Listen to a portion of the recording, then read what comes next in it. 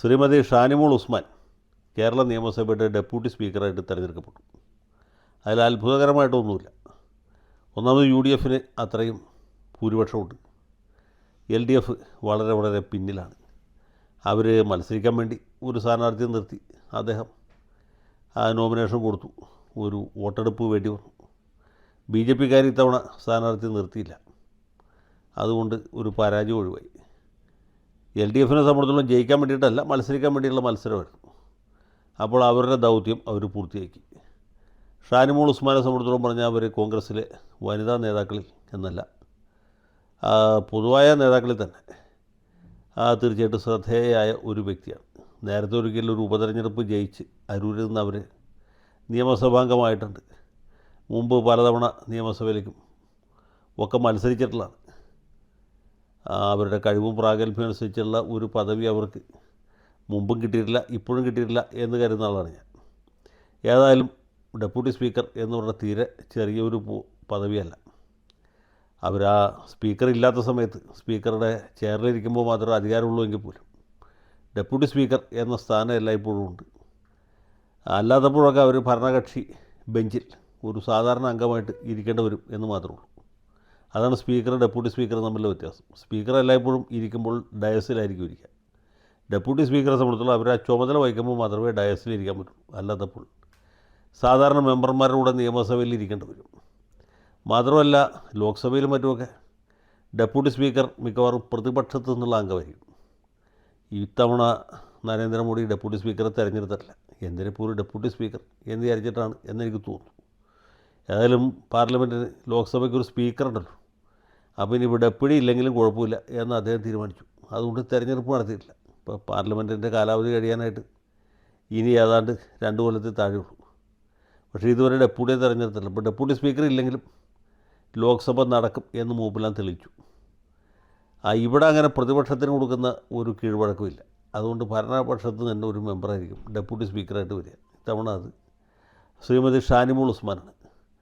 ഈ സ്ഥാനത്തെത്തുന്ന 4ാമത്തെ വനിതയാണ് ഷാനിമോൾ. 1ാമത്തേത് ആദ്യ നിയമസഭയിൽ തന്നെയായിരുന്നു ശ്രീമതി KO ഐഷ ബായിയാണ്. അവരന്ന് അവിഭക്ത കമ്മ്യൂണിസ്റ്റ് പാർട്ടിയുടെ ഒരു മെമ്പറായിരുന്നു. 1960-ൽ 2ാമത്തെ നിയമസഭയിലും വനിതാ ഡെപ്യൂട്ടി സ്പീക്കറായിരുന്നു. അത് കോൺഗ്രസിൻ്റെ നഫീസത്ത് ബീവി ആയിരുന്നു. ഈ നഫീസത്ത് ബീവി 1960-ൽ ആലപ്പുഴ മണ്ഡലത്തിൽ നിന്ന് സാക്ഷാൽ TV തോമസിനെ തോൽപ്പിച്ചാണ് നിയമസഭയിലെത്തിയത്. അപ്പോൾ അതിൻ്റെ ഒരു അംഗീകാരം, ഒരു അനുമോദനം കൂടി ആയിട്ടാണ് അവരെ ഡെപ്യൂട്ടി സ്പീക്കറായിട്ട് വെച്ചത്. പിന്നെ ഒരു ഡെപ്യൂട്ടി സ്പീക്കറിൻ്റെ 1977-ലാണ്. അന്ന് CPIയിലെ ഭാർഗവി തങ്കപ്പൻ ഡെപ്യൂട്ടി സ്പീക്കറായിട്ട് തിരഞ്ഞെടുക്കപ്പെട്ടു. ആ നിയമസഭയ്ക്ക് ഒരു പ്രത്യേകത കൂടി ഉണ്ടായിരുന്നു. 140 അംഗങ്ങളിൽ വനിതയായിട്ട് ആകെ വന്നിട്ട് പോയിട്ട് ഈ ഭാർഗവി തങ്കപ്പൻ മാത്രം ഉണ്ടായിരുന്നു. അവർ കിളിമാനൂർ മണ്ഡലത്തിൽ നിന്ന് ജയിച്ചു എന്നാണ് എൻ്റെ ഓർമ്മ. വേറെ ഒറ്റ വനിത പോലും ഉണ്ടായിരുന്നില്ല. സാക്ഷാൽ ഗൗരിയമ്മ പോലും 1977-ൽ തോറ്റുപോയി. അങ്ങനെ ഒരു തെരഞ്ഞെടുപ്പിൽ ജയിച്ച് വന്ന ഏക വനിതാ മെമ്പർ എന്നുള്ള നിലയ്ക്കാണ് അവർ ഡെപ്യൂട്ടി സ്പീക്കറായിട്ട് വെച്ചത്. പക്ഷേ അവർക്ക് 2 കൊല്ലമേ കിട്ടിയുള്ളൂ. അപ്പോഴത്തേക്കും 79 ഒക്ടോബർക്ക് ആയപ്പോഴത്തേക്കും നിയമസഭ പിരിച്ചു. പിന്നെ ഇപ്പോൾ 4ാമത്തെ ഡെപ്യൂട്ടി സ്പീക്കർ ഉണ്ടായിരിക്കുന്നത് നമ്മുടെ ഷാനിമോൾ ഉസ്മാനാണ്. ഷാനിമോൾ ഉസ്മാനെ അഭിനന്ദിക്കുന്നു. അവരങ്ങനെ ഒരു ഡെപ്യൂട്ടി സ്പീക്കറായിട്ടിരിക്കേണ്ട ആളല്ല. അതിനേക്കാളും പ്രധാനപ്പെട്ട പദവികൾ ലഭിക്കേണ്ടതായിരുന്നു. പിന്നെ പരിചയസമ്പന്നനായ, കൃതഹസ്തനായ, ഏവർക്കും പ്രിയങ്കരനായ തിരുവഞ്ചൂർ രാധാകൃഷ്ണൻ്റെ കൂടെയാണ് എന്ന ഒരു സന്തോഷവും സമാധാനമുണ്ട്. അവർ ഡെപ്യൂട്ടി സ്പീക്കറുടെ ചുമതല വഹിക്കട്ടെ. ഇതിനേക്കാൾ വലിയ ഉത്തരവാദിത്തങ്ങൾ ഏറ്റെടുക്കാൻ അവർക്ക് കഴിവും പ്രാപ്തിയുമുണ്ട്. അത് അംഗീകരിക്കാൻ, അത് തിരിച്ചറിയാൻ കഴിവുള്ള ആളുകൾ തിരിച്ചറിയട്ടെ എന്നാണ് എൻ്റെ ഒരാശംസ. മറ്റൊരു കാര്യം കൂടി പറയാം. ഈ ന്യൂനപക്ഷ സമുദായത്തിൽ ജനിച്ചതുകൊണ്ടാണ് ഇവർക്ക് ഈ രീതിയിലൊരു അംഗീകാരം കിട്ടാതെ പോയത്. കാരണം എന്ന് വെച്ചാൽ മുസ്ലിം ന്യൂനപക്ഷത്തിൻ്റെ അവകാശങ്ങൾ ഏറെക്കുറെ പൂർണ്ണമായിട്ടും ലീഗുകാർ അട്ടിപ്പാറാക്കി വെച്ചിരിക്കുകയാണ്. അപ്പോൾ മുസ്ലിമിനുള്ള ഏത് പരിഗണന വരുമ്പോഴും, അത് ഏത് സ്ഥാനം വരുമ്പോഴും അത് ലീഗുകാർ കൊണ്ടുപോകും. പിന്നെ ഒരു മന്ത്രിസ്ഥാനമാണ് ബാക്കി വന്നത്. അത് സിദ്ദിഖിന് കൊടുത്തു. സിദ്ദിഖ് പണ്ട് രാഹുൽ ഗാന്ധിക്ക് വേണ്ടി വയനാട് സീറ്റിൽ നിന്ന് മാറിക്കൊടുത്ത ആളാണ്. അതുകൊണ്ട് ഷാനിമോൾ അവിടെയും അവഗണിക്കപ്പെട്ടു. അവർക്കിപ്പോൾ ഒരു വെറും ഡെപ്യൂട്ടി സ്പീക്കർ സ്ഥാനം കൊണ്ട് തൃപ്തിപ്പെടേണ്ട വന്നിരിക്കുകയാണ്. അപ്പോൾ ഈ കോൺഗ്രസ്സിനകത്തുള്ള മുസ്ലിങ്ങൾ ഏത് രീതിയിൽ അവഗണിക്കപ്പെടുന്നു എന്നുള്ളതിൻ്റെ ഒരു ഉത്തമ ദൃഷ്ടാന്തവും കൂടിയാണ് ഇവരുടെ ഇപ്പോഴത്തെ അവസ്ഥ. പിന്നെ ഒരു കാര്യം കൂടി പറയാം. മുസ്ലിം സമുദായത്തിൽ നിന്ന് ഇതുവരെ ഒരു വനിതാ മന്ത്രി ഉണ്ടായിട്ടില്ല. അതും ആലോചിക്കേണ്ട ഒരു കാര്യമാണ്. മുസ്ലിങ്ങളുടെ പ്രാതിനിധ്യം UDF വരുമ്പോൾ എല്ലായ്പ്പോഴും ലീഗിലേക്ക് പോകുന്നു. കോൺഗ്രസിൽ നിന്ന് കാര്യമായിട്ടൊന്നും കിട്ടുന്നില്ല.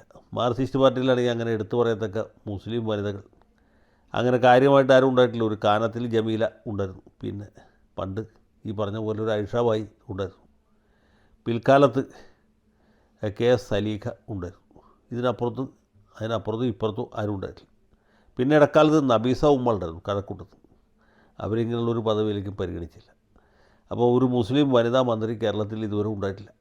ഞാൻ പ്രതീക്ഷിക്കുന്നത് ഇന്നല്ലെങ്കിൽ നാളെ ഈ സഭയിൽ അല്ലെങ്കിൽ അടുത്ത സഭയിൽ ഷാനിമോൾ ഉസ്മാനായിരിക്കും കേരള ചരിത്രത്തിലെ ആദ്യത്തെ മുസ്ലിം വനിതാ മന്ത്രി എന്നാണ്. അപ്പോൾ അങ്ങനെ അവരായി തീരട്ടെ എന്ന് ആശംസിച്ചുകൊണ്ട് എൻ്റെ എളിയ വാക്കുകൾ അവസാനിപ്പിക്കുന്നു. ഷാനിമോൾ ഉസ്മാനെ സർവാത്മന അഭിനന്ദിക്കുകയും ചെയ്യും.